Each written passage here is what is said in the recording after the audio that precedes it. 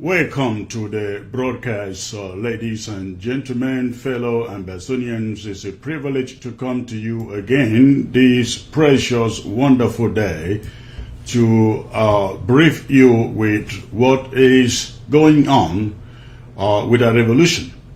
I want to appeal to you to, as usual, go ahead and hit your share button if you're watching on Facebook. Let us populate this platform as soon as we can. I have quite an interesting presentation that I bring to you today. And I want to say good evening to Ground Zero. It is a privilege to come into your homes live. And I hope you are doing great and standing your grounds and looking forward to victory, looking forward to all of us getting to Boya. Please, I will come to you with the presentation the moment that we hit 1,000 people on this Facebook screen. For those of you watching from your television sets, ABC on Ground Zero, you don't have to worry. You just need to be patient to give us 10, 15, 20 minutes on this Facebook platform to populate the audience. So please go ahead as you join. Quickly hit your share button. I come to you with a very, very important presentation. As you join, also let me know that the sound quality is good enough. Please let me know that your sound quality is good. Please go ahead and hit your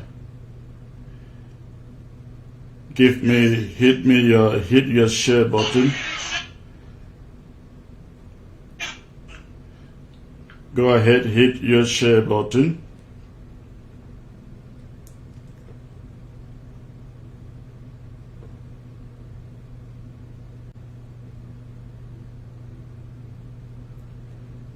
So 10, 15, 20 minutes. All right, ladies and gentlemen, please go ahead and hit your share button. Let me come to you so I can come to you with this presentation proper. This is going to be very, very, very interesting because I happen to be dealing with some interesting subjects here, subjects that I believe most of you thought we have put behind us. I'm talking about the arson on the Kumba General Hospital and the subject of school resumption. I believe a lot of you out there thought we had put this issue behind us. But once in a while, because it remains an issue, especially the school question remains an issue that lots of parents on Ground Zero and Ground One, of course, are concerned about. And who wouldn't be concerned about it when it comes to their children sitting at home for years without going back to school. So we thought it very, very, very important to come back and address this subject. Let the parents, let the students know what this interim government is thinking about it. Again, please, need to see the screen grow, the Facebook population grow as soon as possible, as quick as possible, so that I can come to you with the presentation proper. I want to appreciate again Ground Zero for watching, sitting there in front of your television, ABC, and watching live. If you have your Facebook right in front of you on your phone or your tablet, I like to know that you are watching in front of your television, not on your phone, but in front of your television on Ground Zero. Let me know where you are watching from. In other words, pick your telephone and go onto Facebook. Let me know that you are watching from the confines of your home, your sitting room, your parlor on Ground Zero. Let me know where you are watching from, please, and tell me. Let me know a feel of the sound and picture quality on ground zero. Again, please, as you join, go ahead and hit your share button. I would like to bring you the presentation as quickly as possible. Once we reach 1,000 count on this Facebook platform. And again, I acknowledge I am quite early today. I'm quite on time today. I got born again over the past week, so I hope I maintain this attitude. Thank you very much for all the past weeks and past months of your patience. It is not easy preparing the scripts of this presentation and coming to present them to you. It literally takes me 2 days to prepare these scripts, because I want you to know that everything that I bring to you is not rushly put together. The words that I bring to you are carefully put on paper so that you can take every one of it really seriously. So please go ahead. I can see the numbers are growing rather quickly. I appreciate that. Those of you just joining, go ahead and hit your share button. Let me know who is joining. Cantona Eric, thank you for joining. So he says, welcome, my able secretary. Thank you, Eric. Yes, please, as you join, let me know what you are thinking. Not just about me, also about the revolution, about your interim government, about anything that comes into your mind about the revolution. So let me know your comment. I also see Awanda Rose. Thank you for joining. Kimby Bernard. So blessings, Secretary Chris. I see Beams Ozairo in Sofine. You could be a better man, gentleman. I see also Bernard in King Bazaar. He said the sound is great. I like to hear that. Thank you. I see also Teves or Sheikh watching from Ikata. Wow, wonderful, marvelous. Good to hear that. Are you watching on your television or on your Facebook, Teves? Let me know, please. Kimby Bernard. It's a very okay, my able secretary. Thank you. I hope you are referring to the sound. I see Chi Clarence. Hi, Mr. Chris. Sound is 100%. I like you guys who are joining. I see the numbers are rising really quick. Please continue to hit your share button.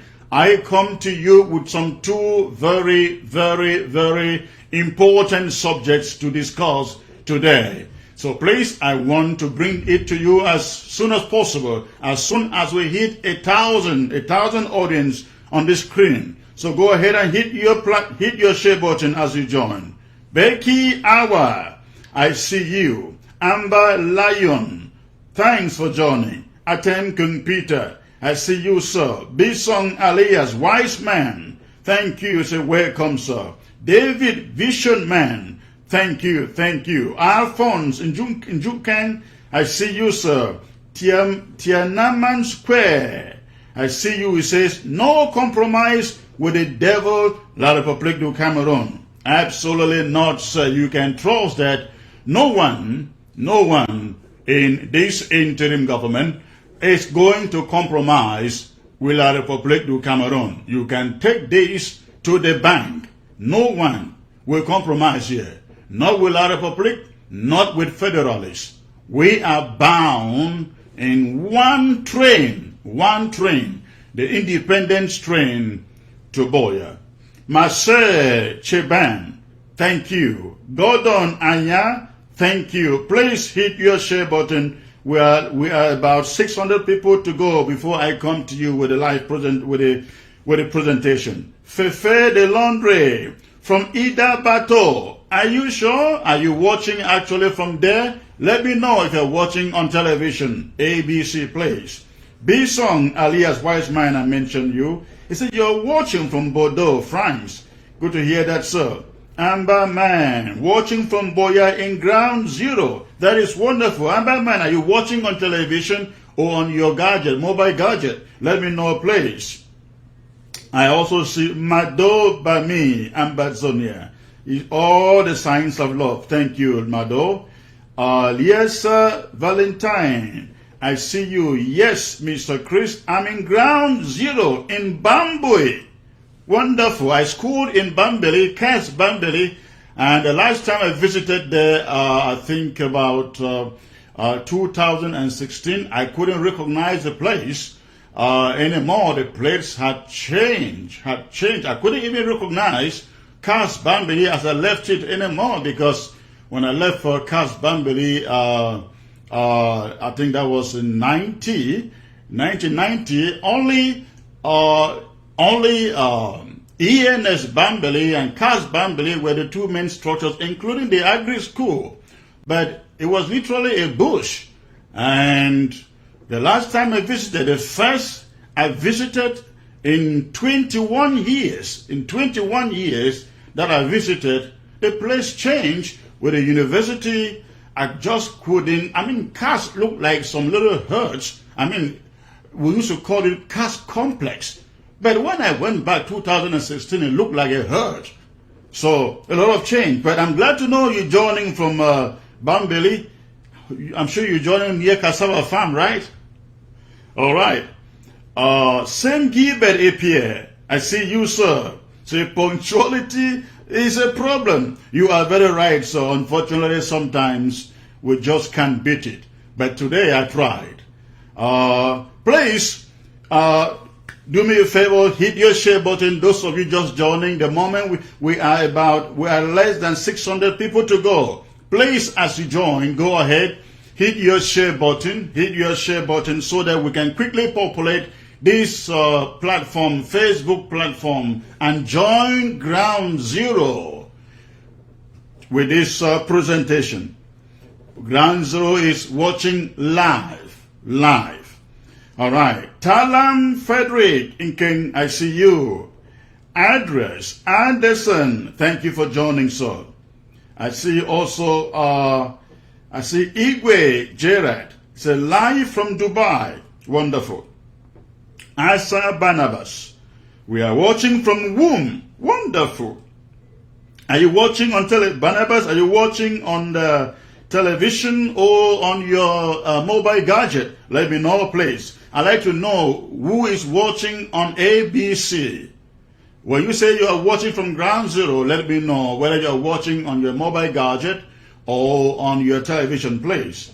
I actually know majority are watching on Ground Zero from ABC television, because I know bandwidth on Facebook on Ground Zero can be a problem streaming live video. Matthew Awinom, I see you, sir, watching from Colorado. Theophilus Kum, say, we must live free or die. You are right, Theophilus. We have no choice but to live free. Funga Ted Inking, say, thinking about school resumption for our kids. You are right, sir. Thank you. Brandolin Asker from Germany, Berlin. I'm going to be seeing you there very, very soon, Brandolin. Brand Online. Okay, that is it. I hope I will see you there. Please hit your share button. I want to come to you as soon as possible with a presentation proper. Taku Leku Alem Hillary. Say shalom. Shalom means peace. Thank you, Hillary. I see Jessica Ade. I am thinking about the day we will reach Boya. Absolutely, Jessica. That is our dream. That is the end of our destination.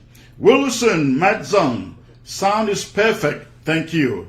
Gam Leslie, hey Chris, welcome. Watching live from Ground Zero. Please, you people should clear the air on my trip to Boya. Don't be worried. The air will be cleared very, very, very, very soon. Before this week is over, I guess, because I believe the audit report would have been submitted by Wednesday. I am so sure they had a deadline of March 15. Today is March the 18th. I want to believe that before Wednesday, that audit report should be out. We are not covering anything here. Again, I want to repeat what I said to you last time. Your interim government is not corrupt. We just need some level of accountability and transparency. And we are doing this doing this report, this audit, and talking about it in the public, because we want you to know you have honest men, men of integrity serving you in this government. Thank you. I see Orlando Esu Allen. I see Temtebi Roger. Please hit your share button. It's getting slower now. A little over 500, less than 500 to go. Please do others a favor if you are joining to hit your share button. I won't start until you give me 1,000 people on this platform. All right. So please rush me. You be the one to rush me.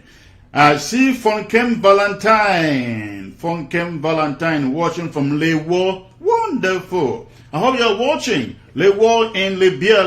I hope you're watching on your television. Of course, it should be on television. I see also Desmond Elliott. Ever watching me here. Thank you, Desmond. Roland Banyon. I see you, sir. And he says, when is the audit coming out? Today is 18. I just answered that question a second ago. Eric Yengo, always here. Thank you, sir. We have to intensify the ground game. God bless. Absolutely. That is the reason why we are gathering in Germany next month. Ground game will change. It will change. I see the activists also doing something very wonderful in the National AK. Please let us support that initiative. It's a great job that the activists are doing. Let's support it. Joel Fongang, I see you. Temtebi Roger, thank you, sir. Info Jesper, my name is Kingsley, and I am watching from, I miss it, sorry, it's screwed off. Please go ahead again, hit your share button quickly so I can come to you with this presentation.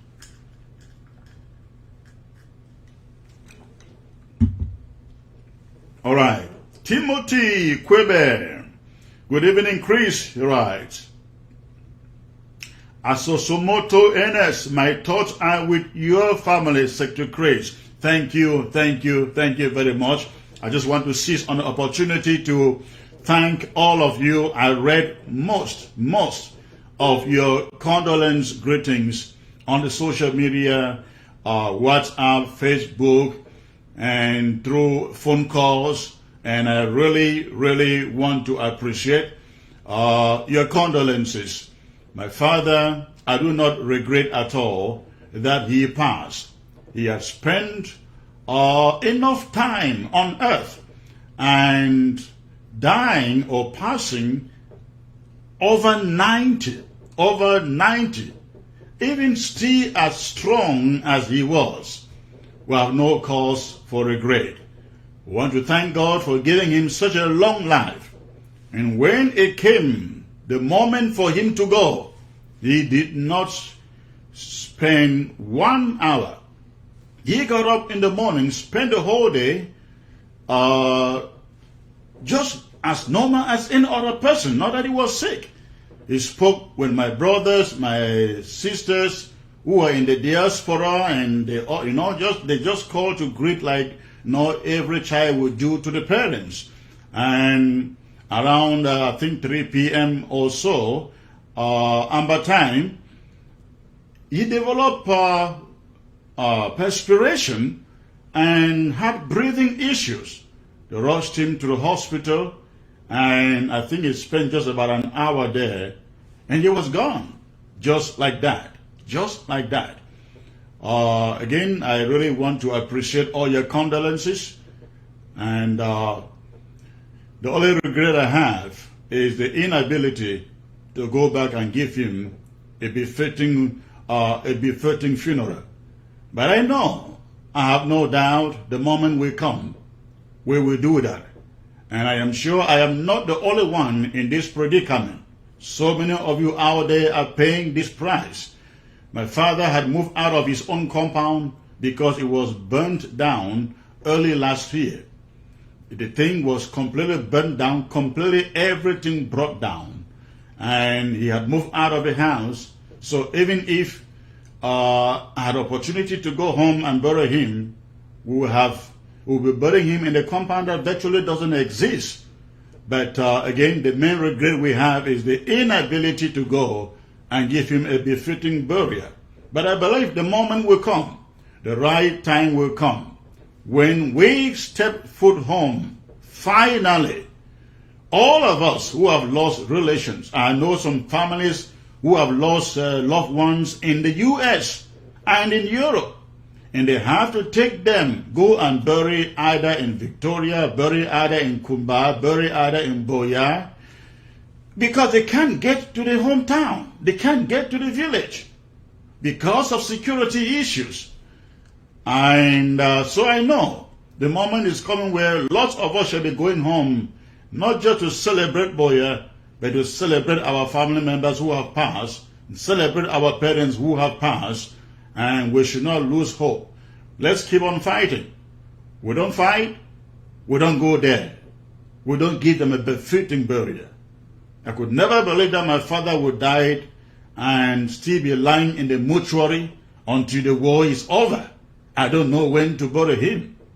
But I know for sure we are winning this war, and I will go home. We will go home to give him the befitting burial that he deserves.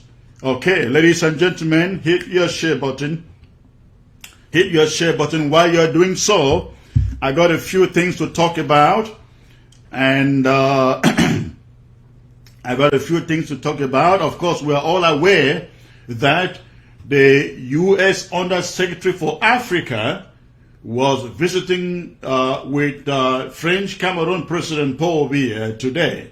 And I saw your comments on the social media of the golden statues that he received, just like the Commonwealth Secretary General and the Secretary General of the United Nations. Ladies and gentlemen, I don't want you to be worried about this particular man, the Undersecretary of State for Africa from the U.S. visiting Cameroon and meeting Paul Biya and receiving a gift. This is a man of integrity. Again, Secretary of State Nagy is a man of integrity. And I think if you doubt his integrity, you will not doubt that of the ambassador, the American ambassador in Yaoundé. He is also a man of integrity. And so, no matter what they are giving or he is giving in Yaoundé, I have no doubt it is not going to persuade or change American policy one bit towards Paul Biya and La République du Cameroon. So long as our president, Sisiko, Julius Ayuktabe, and others remain behind bars, whatever that Paul Biya gives to Table Nagy is not going to change American policy. Let us take note of that. We should not be worried with the gifts. We have seen them before, but this particular person is special. One thing I want you to know, Mr. Nagy is a God-fearing man, a man who taught Sunday school. He is a pastor like me. That means you should trust me and trust him. I know there are some of you out there who never believe in pastors, but listen, not every pastor is what you think. So please, let us believe in this man. Things are changing, and they are changing very, very rapidly. I can't wait to the end of April to see where things stand. Now, don't misquote me. I didn't say by end of April that the war will be over or that this crisis or conflict will be over. I just said I can't wait to see what happens by the end of April.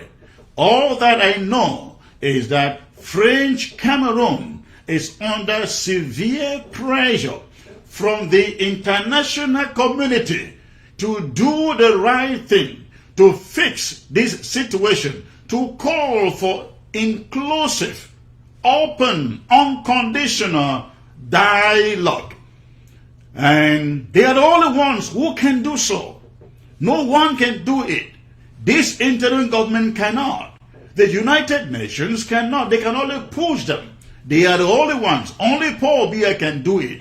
And if he will not do it, I can assure you, You will be pushed away like Mugabe was pushed away. Thank you so very much again. I have a few things to bring to you before I do the presentation. But in the meantime, I want these numbers to get to 1,000. We are less than 300 to go. Less than 300 to go. For those of you who have just joined, please hit your share button. Let us not keep ground zero waiting.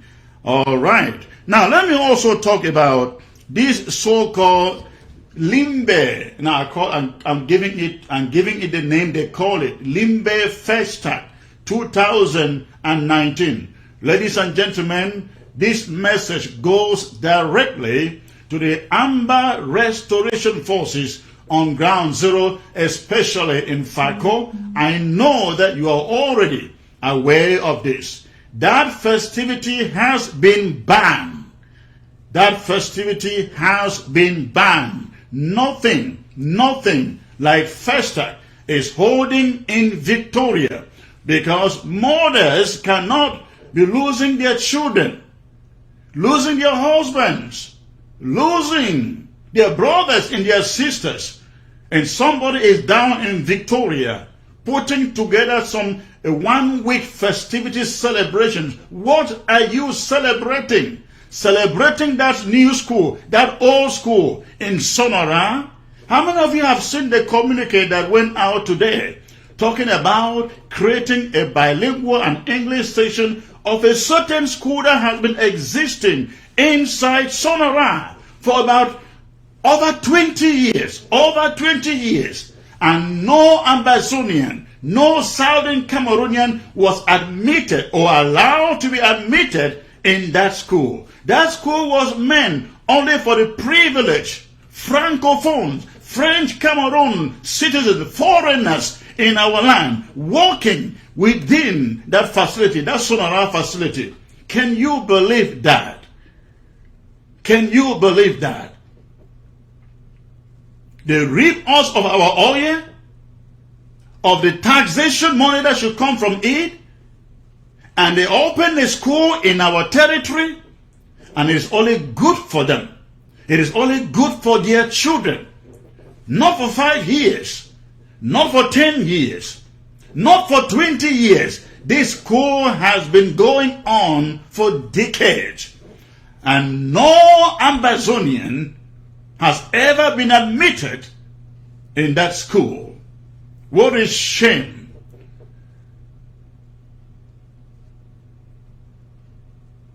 I'm really pissed off about this.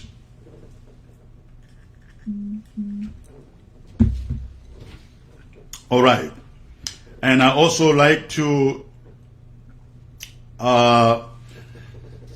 again, the festivities have been banned. We are going to come up with a lockdown for Victoria, if possible for all of Fako. That thing must not take place in Victoria. We own and we control that territory. Nobody is going to cause any celebration to take place in that city when people are mourning, when people are lamenting the loss of life and the loss of their kids, their husbands, their children. The mayor or the government delegate of that city is one. Whether they call him Musonge or something like that. The mayor is one. If you love your life, sir, avoid that festival in Limbe. Do not ridicule yourself. Bring shame to yourself in trying to force that activity on the people of Victoria. Our eyes are on you. Also, I think I've exhausted most of the things, except one thing that I like to talk about. We really want to sympathize, pass our condolences to the people in Womb, the people in Nwa, the people in Kumba, the people in So, the people in Bafut, for all that you have gone through. recently, in the past days. We have seen the massacres and the arsons that French Cameroon soldiers have unleashed on your communities. I want to assure you, this war will not come to an end until French Cameroon has agreed to compensate every Ambazonian family that has lost loved ones and property in this war. French Cameroon is using money from our natural resources to fight us, to sponsor this war. When it is all said and done, they must use money from those same resources to pay reparations to those of you who have been put under conditions of mourning. It will happen. And I just want to encourage again all of you, every Ambazonian out there, we have made tremendous progress in this war. And I think I see this thing rounding up really, really soon. All we need to do is not to fall into the ploy of French Cameroon, because one thing that French Cameroon is trying to do right now in their desperation is to dim your morals. They want you to give up. They want you to see the so many killings that they are killing on a daily basis. And let me say something first to the restoration forces. La République du Cameroon know that right now you are not in the bushes because of the rains. They know that most of your time is spent indoors, somewhere in your communities. And their plan is to attack every home where they know that Amber forces reside. Their hope is, maybe in doing so, they will target and kill some of you. So please, you have to be very, very vigilant wherever you are. French Cameroon is about descending on every home in every community where Amber fighters reside. They are doing so to kill indiscriminately. They will not spare anybody. They will kill anybody, attack anybody that they find in those communities. So Amber forces are again caution. Please, your security must come first at this moment. Do not allow them to attack you first. You attack them first. That is what you have to do. You have to be on the watch. You have to attack them first before they attack you. So, again, these were the announcement I thought bringing to you today. We are almost hitting the 1,000 mark, and I won't keep you waiting anymore. Please go ahead, continue to hit your share button. Continue to hit your share button as I bring you this presentation. Again, I just want to thank all of you for your condolences, letters, messages of condolences to me for the loss of my father. Thank you so much. Thank you so much for those messages. I really appreciate it. I also want to thank Ground Zero for waiting. I want to come to you with this message right now. And again, those of you on the Facebook, go ahead and continue to hit your share button while I continue. Fellow Ambazonians, about a month ago, Kumba's lone public hospital was burned down under circumstances which until now we could not emphatically say who masterminded it. Of course, tremendous damage in material and human life accompanied the Arson. We have long known that four patients, unable to vacate their hospital beds, were burnt alive in the Arson. Medical equipment, furniture, medications, the laboratory and surgery theater of the hospital were all razed. Had it not been for the fact that the structures were constructed out of stone and concrete, every wall, and I mean every wall, every one of them, would have come sinking to the earth. Of course, we had no doubt here at the interim government at the onset that Amber Restoration Forces were innocent of the deed. But we didn't want to rush to public conclusions with exactitudes, considering the fact that clandestine Amber groups, antagonists of the struggle, almost all of them under the sponsorship of Paul Atanganji and some other CPDM elements, had since emerged and have been very, very violent and destructive in many parts of our national territory. But apart from these elements, we also had in mind that French Cameroon soldiers were capable of the deed. However, you don't rush to finger pointing and attack on such an institution as a hospital.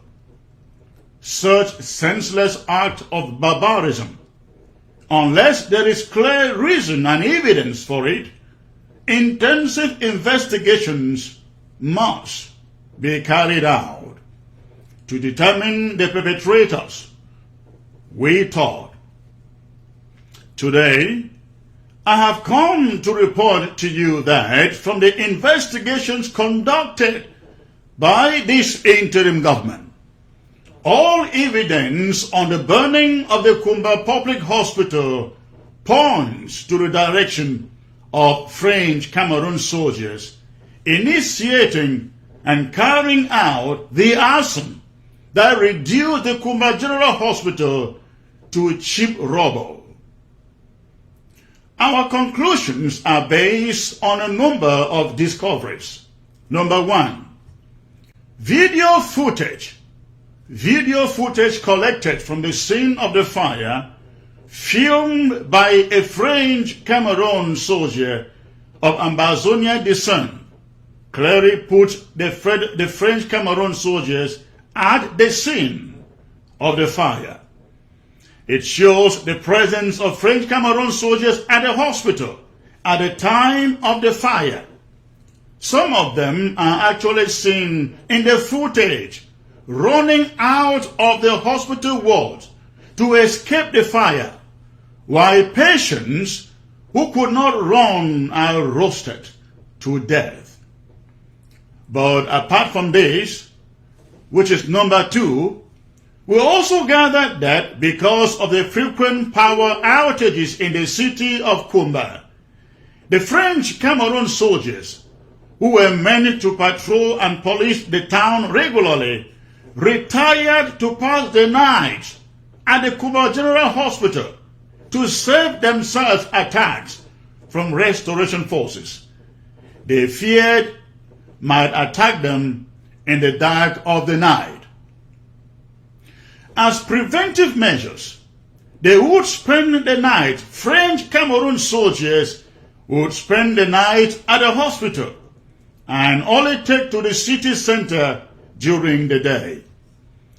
There are witnesses, relatives to some of the patients who were hospitalized at the time of the incident, who told our investigators that they actually witnessed the soldiers coming to pass the night at the premises of the hospital on several occasions. On this particular night, an informant, a uniformed officer of the force, French Cameroon force, told the interim government that the French Cameroon soldiers were told the Amber forces were entrapping them at the hospital that night.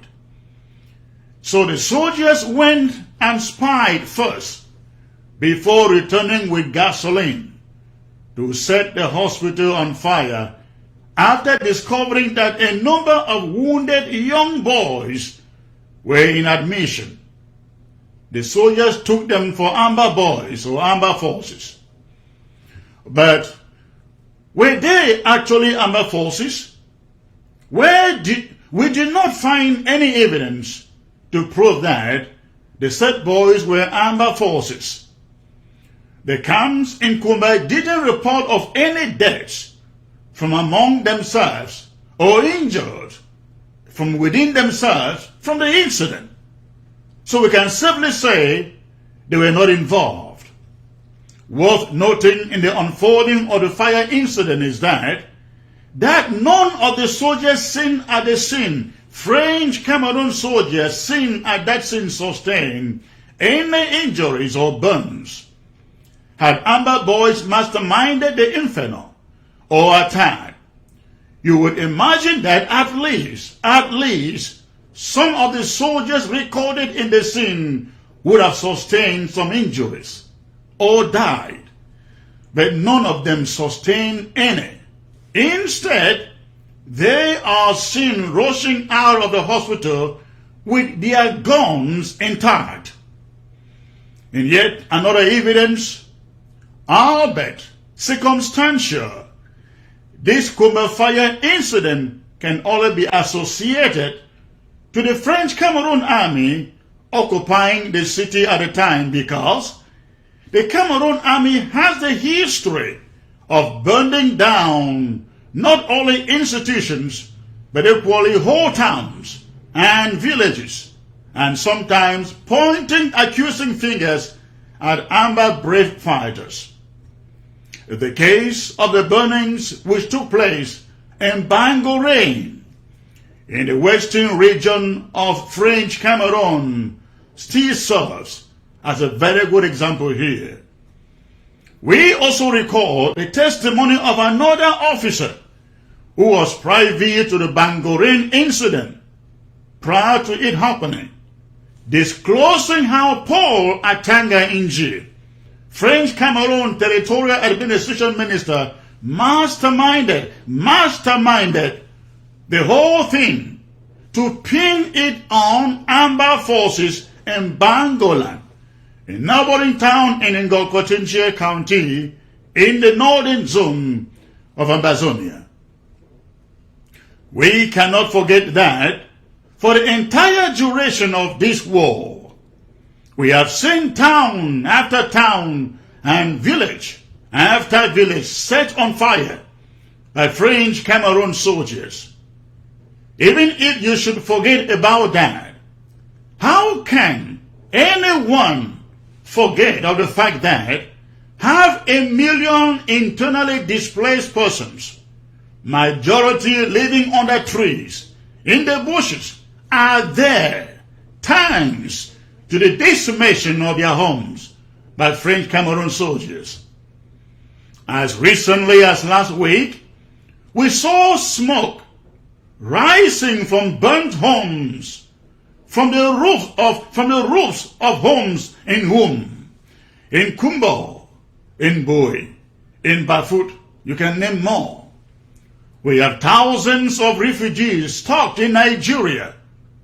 When finally they come back home, they shall have no houses to go to, because when they ran away for their lives, French Cameroon soldiers came behind them and burnt down their homes. Kendem, Bisongoba, Akwaya, and Nkambe and others are good examples. In the contrary, Amber fighters have never been in the habit of burning down homes, talk less of institutions that serve the populace good. Apart from some police and gendarmerie barracks, which we generally consider to be vestiges of colonial authority and oppression in Amazonia. Amber restoration forces have never burnt down social institutions, schools included, and of course, hospitals too. Let me formally disclose here that Amber fighters have been coached in the course of this war never to destroy an institution that is known to serve the general public. They have observed it up to date. Having established the fact, therefore, the interim government is formally holding La République du Cameroon responsible for the damage done on Kumba Hospital and the suffering masses in Kumba, who cannot afford overpriced private health care. There are international conventions that govern the art of war, and they clearly prohibit acts of violence on institutions such as hospitals and schools, churches too included. French Cameroon soldiers have demonstrated their disdain for international law by breaking all of these conventions, and that country and its soldiers must be held to account and to be made to pay for these crimes. In wartime, hospitals know no friends and fools. They are no-go areas for both friends and fools, for they treat both without questioning their side of the war.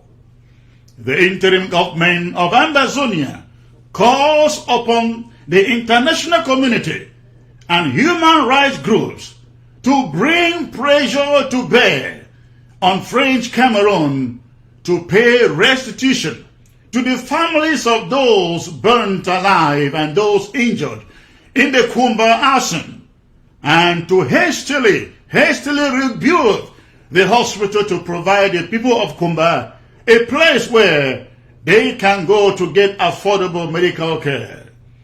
French Cameroon cannot be allowed to continue in this type of arson with impunity, unchallenged.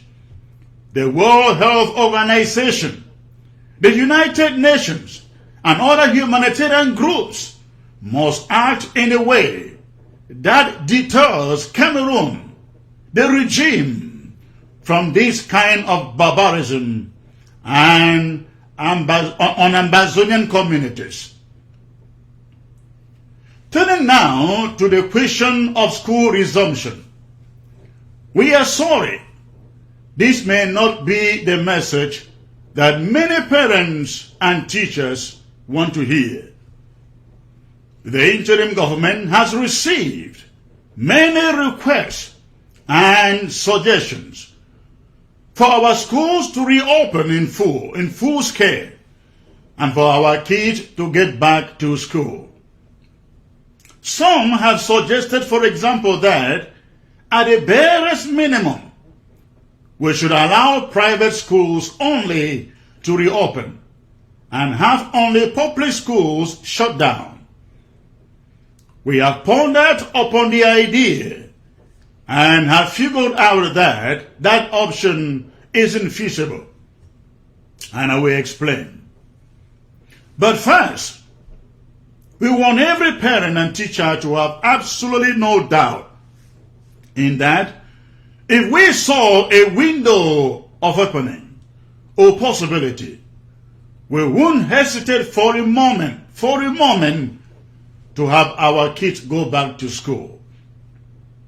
For the interim government is very much aware that as this war prolongs, as this war continues, our kids, the future of the kids on ground zero and ground one, is the one compromised the most, because years lost sitting home without going to school can never ever be regained.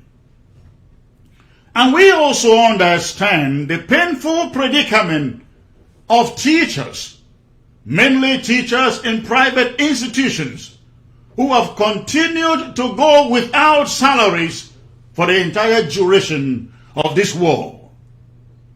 The interim government isn't against education for our youth. Ours isn't the first war where children went to school while fighting was ongoing. In Somalia, for example, in the southern Sudan, in Syria, in Palestine, of course, there are other examples. Students were still able to go to school and learn and acquire education while war raged on year after year. But we wish the same condition as obtained in those places obtained in our own situation or war. None of those places had a desperate barbaric army that deliberately targeted innocent children for slaughter and classrooms for destruction, as we have seen in this war.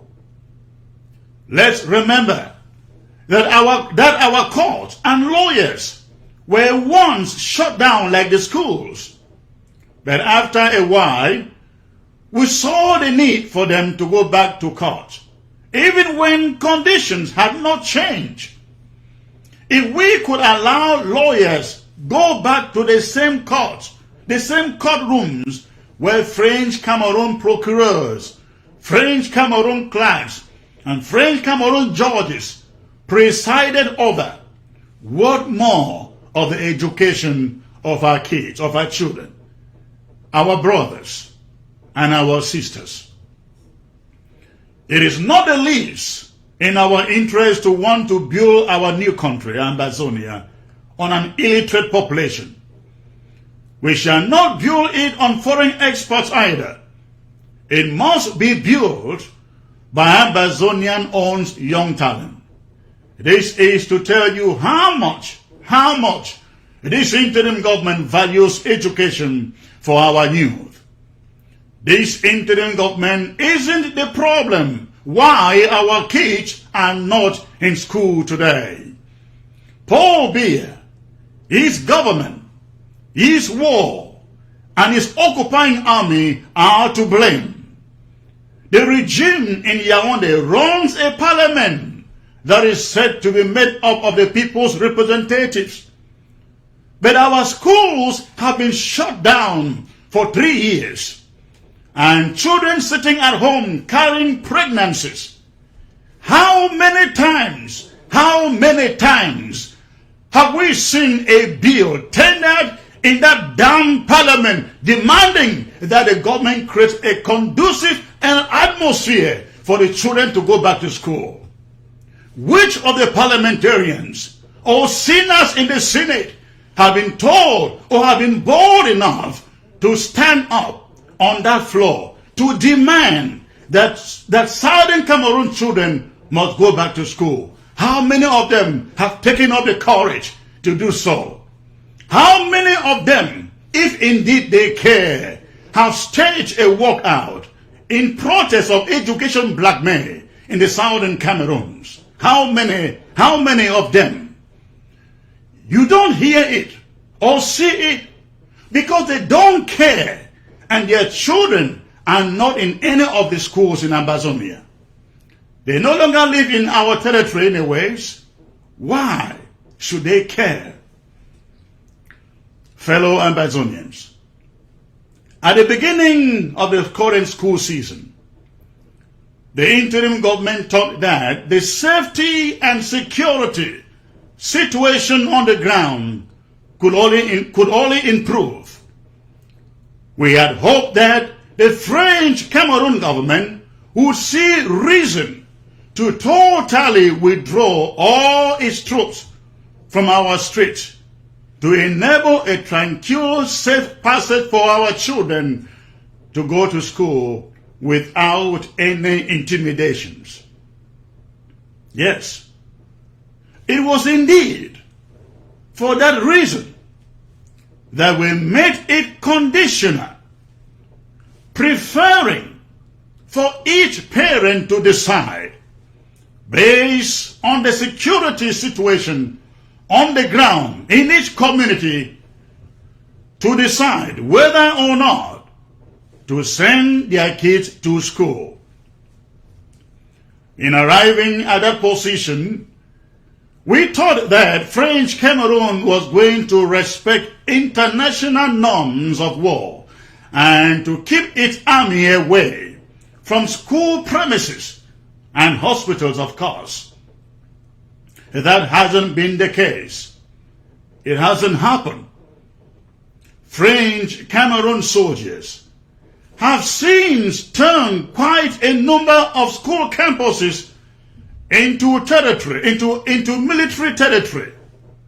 And in communities where they didn't turn the schools into camps, they have burned them down on the pretext that Amber forces have turned them into their camps. We have witnessed the military burned schools in Widekum, in Kumba, in Wum, in Indop, in Bambalan, in Minji, Ekona, Moyange, Moyoka, and you can name other communities.